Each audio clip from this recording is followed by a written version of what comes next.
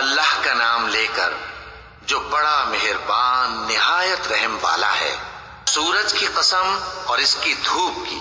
اور چاند کی جب وہ اس کے پیچھے چلے، اور دن کی جب وہ اسے روشن کر دے، اور رات کی جب وہ اسے چھپا لے، اور آسمان کی اور اس ذات کی جس نے اسے بنایا، اور زمین کی اور اس ذات کی جس نے اسے پھیلایا، اور نفس انسانی کی اور اس کی جس نے اسے درست کر کے بنایا۔ پھر اس کو بدکاری سے بچنے اور پرہیزگار بننے کی سمجھ دی کہ جس نے اپنے نفس کو پاک رکھا وہ مراد کو پہنچا، اور جس نے اسے خاک میں ملایا وہ نامراد رہا۔ قوم سمود نے اپنی سرکشی کے سبب پیغمبر کو جھٹلایا۔ جب ان میں سے ایک نہایت بدبخت اٹھا